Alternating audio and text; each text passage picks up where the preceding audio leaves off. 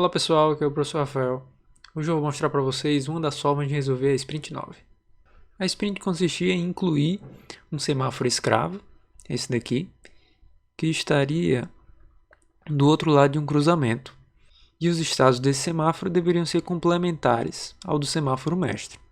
Ou seja, enquanto o semáforo mestre estivesse no verde ou no amarelo, aberto, o escravo deveria estar fechado, e quando o mestre estivesse fechado, o escravo deveria estar aberto no verde e depois no amarelo. Tem inúmeras opções de abordagem diferentes aqui para resolver esse problema. Uma delas seria, por exemplo, você calcular o tempo do escravo aqui no mestre, de acordo com essas relações aqui. Eu defini que o tempo amarelo do escravo ia ser igual ao tempo amarelo do mestre, o tempo vermelho do escravo ia ser o verde do mestre mais o tempo amarelo do mestre, né? Essa figurinha aqui. Já o tempo verde do escravo vai ser o vermelho do mestre menos o amarelo do mestre. Alguns alunos perceberam a falha nessa lógica, que é caso o tempo do vermelho seja menor do que o do amarelo do mestre, vai ser impossível fazer essa conta. Então lá no grupo eu avisei que vocês poderiam considerar que o tempo do vermelho do mestre iria ser sempre maior do que o amarelo do mestre. Com essa informação a mais, dá para resolver esses três tempos. Bom, então voltando aqui, uma das opções seria você calcular esses três tempos, enviar esses três tempos pela serial para o escravo, e os dois semáforos iam ficar rodando independentes, cada um com seus tempos. Para essa estratégia funcionar, você teria que colocar aqui uma informação a mais, que seria relativa à sincronia. Por exemplo, você poderia definir uma palavra adicional, enviar o caractere S de start. Assim que o verde do mestre, por exemplo, iniciasse, quando eu ligasse esse primeiro LEDzinho verde aqui, poderia enviar essa palavra S para que o escravo entenda que uma nova animação foi iniciada e inicializasse no seu vermelho, por exemplo. Aqui. Esse ponto aqui seria o ponto de sincronia.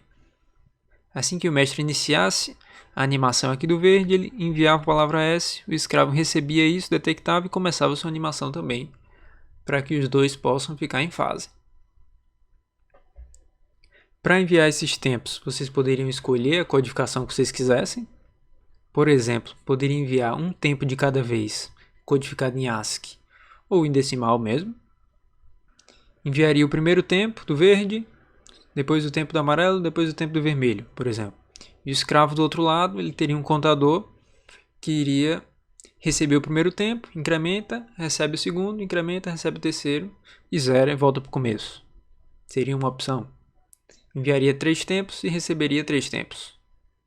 Uma outra opção era colocar algum tipo de marcador de início e de fim de mensagem. Poderia fazer um esquema de codificação. Se eu enviar A um tempo, esse seria o tempo do verde. Se eu enviar B um tempo, seria o do amarelo. C um tempo, seria do vermelho. Então lá no escravo, quando eu detectar que recebi um caractere A, o próximo caractere seria o tempo do verde. Você poderia inventar aqui a codificação que quisesse para viabilizar uma transferência de informações de tempo do mestre para o escravo e de alguma forma sincronizar os dois. Eu acabei optando por uma forma diferente. O jeito que eu achei que ia ficar mais simples foi executar todos os cálculos no mestre e enviar para o escravo só a informação do estado. Então, na minha solução, o escravo ele não recebe nenhum tempo. Ele só recebe a informação de qual estado deve acender. Aqui no mestre eu faço os cálculos de quais vão ser os tempos dos estados do escravo. E à medida que eu for atualizando aqui os estados do mestre, eu atualizo em paralelo os estados do escravo. Quando eu detectar, por exemplo, que o escravo deve acender tudo verde, eu vou ter um número para esse estado, que vai ser o meu estado 1, que eu simplesmente envio esse número daqui para cá. Estou calculando aqui, identifiquei que o escravo deve acender tudo verde. Eu mando 1. Estou calculando aqui de novo, detectei que agora o escravo deve apagar um verde. Então eu mando 2. É o número do estado 2, por exemplo. E assim por diante. O escravo ele só recebe qual estado ele deve acender e atualiza a saída. Essa foi a forma que eu achei que ia ficar mais simples. Aqui no código do mestre, vocês podem ver que eu não modifiquei quase nada. Aqui esse início todo aqui tá tudo igual. Tá tudo igual aqui. Os timers, os botões. Tem aqui tudo igual, tudo igual, tudo igual. A única coisa que eu mexi, praticamente, foi aqui nessa função de animação do semáforo. Bem aqui estão os 9 estados do semáforo mestre.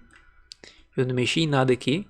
Vocês podem ver que o mestre, o primeiro estado do mestre, são os 4 LEDs verdes acesos, depois 3 LEDs verdes, 2, 1, LED amarelo, os 4 vermelhos, 3, 2, 1 vermelho. A primeira modificação que eu fiz foi criar uma variável de indexação de estados do mestre e do escravo. Vou colar aqui para vocês verem a diferença. Bom, os estados do escravo, para facilitar aqui minha lógica, eu acabei definindo eles diferentes. Quando a gente abrir daqui a pouco o código lá do escravo, os estados foram os seguintes. Eu estou fazendo o inverso do mestre. O estado número 0, eu comecei com tudo vermelho, depois os vermelhos vão apagando, passa para o verde e por último finaliza com o amarelo. Essa foi a sequência de estados que eu defini. Quando o contador de estados do mestre for 0, ele vai estar com tudo verde. Quando o escravo for 0, ele vai estar com tudo vermelho. É exatamente o ponto inicial dos dois. Eu criei 2 tempos anteriores, o do mestre e o do escravo. E daqui para frente, eu só copiei a lógica do mestre para o escravo. Se vocês olharem aqui, a diferença do código da Sprint 8 para a do 9 é que daqui para cá tinha só um i e agora eu substituí por i do mestre. Então eu atualizo as portas aqui do mestre com o valor dos estados. Assumindo, por exemplo, que eu comecei do estado 0, então nesse momento o mestre vai acender aqui todos os verdes e vai entrar nesse conjunto de ifs. Esse conjunto é o mesmo da outra aula. Se o estado for menor ou igual a 3, eu só avanço para o próximo estado quando se passar 1/4 do tempo do verde.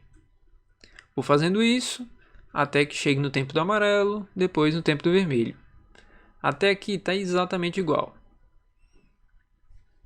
E a única coisa que eu adicionei foi um novo conjunto de ifs para avançar os estados do escravo. Então eu tenho agora um contador de estados do escravo e eu vou avançando.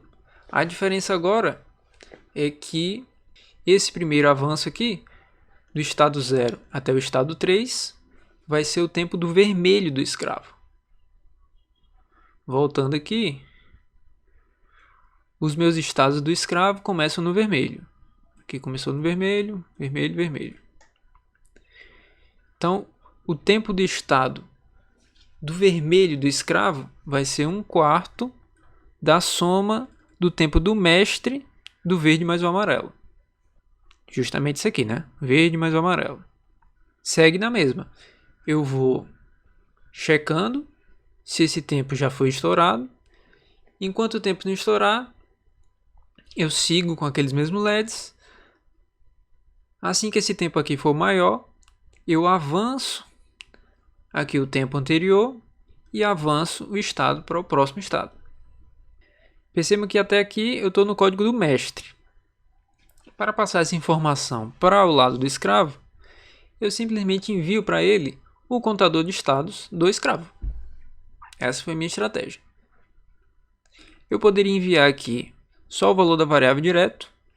Acabei somando aqui com o caractere 0 para codificar isso daqui em ASCII e eu poder visualizar lá no terminal já bonitinho em ASCII. Mas aí nesse caso eu vou ter que lembrar de ir lá no escravo, diminuir o 0 para que a informação possa voltar, né, para decimal. Então é isso. Vou avançando aqui os estados do escravo. Quando passar agora para o verde, eu vou avançando com o tempo do verde, que é o vermelho do mestre menos o amarelo do mestre, dividido por 4. Né? Vou avançando, avançando e enviando também aqui o contador de estados do escravo, até que chegue no amarelo, avanço o tempo do amarelo e volto aqui para o estado inicial. Cada vez que eu modifico o contador, eu envio para o escravo um novo contador. Então, o código do escravo vai ficar recebendo o contador de estados dele e acendendo os LEDs correspondentes. Só vai ter isso no código do escravo. Voltando aqui rapidamente. Mesma coisa no código anterior. Esse ponto aqui eu estou avançando os estados do mestre. E eu só fiz copiar isso daqui para avançar os estados do escravo e enviar a cada mudança desse estado o contador de estados do escravo. Só isso.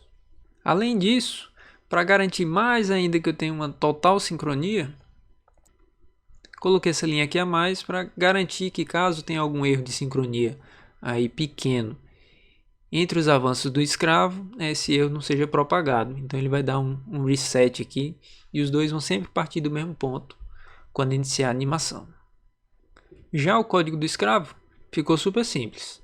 Só vai ter basicamente uma interrupção para receber um caractere pela serial, que nesse caso aqui eu já passei como argumento para essa função de animação do semáforo.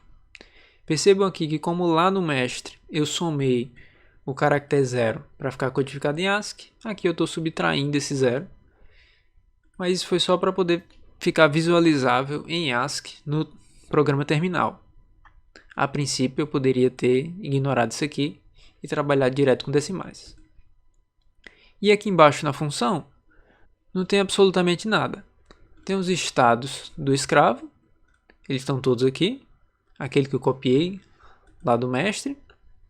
E bem aqui está o mesmo código do mestre para acender os LEDs relativos a cada um dos estados. A única diferença é que o contador de estados que eu estou usando aqui, ele está sendo recebido pela serial. Esse cara aqui, que ele vai de 0 até 8. Então, quando o mestre lá enviar acende estado 0, essa função aqui vai receber como argumento 0, vai bater aqui, e esse binário aqui vai passar aqui para as portas e acender os 4 LEDs vermelhos nesse caso. Aqui embaixo, essa função nem precisaria estar aqui. Aqui embaixo eu só defini as portas como saídas e configurei a usart. A animação vocês já viram, mas vamos rodar aqui novamente.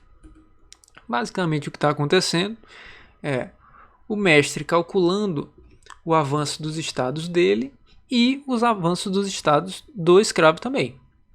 Vou abrir aqui o monitor serial e vocês podem ver que o que está chegando aqui é exatamente o valor do estado que deve acender no escravo.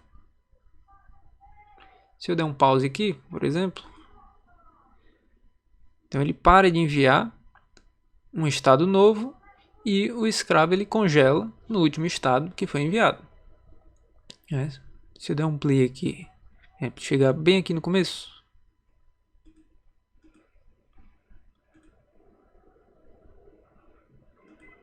aqui, bem aqui é o começo da animação do mestre, que coincide com o começo da animação do escravo, que é justamente o estado 0. À medida que isso aqui vai avançando ao próximo estado, o escravo vai avançando também para o próximo e os dois ficam sincronizados. Essa foi a minha abordagem. Cada um poderia implementar aqui do jeito que quisesse, né? E qualquer dúvida, como sempre, eu estou disponível, basta me procurar. Até mais, pessoal.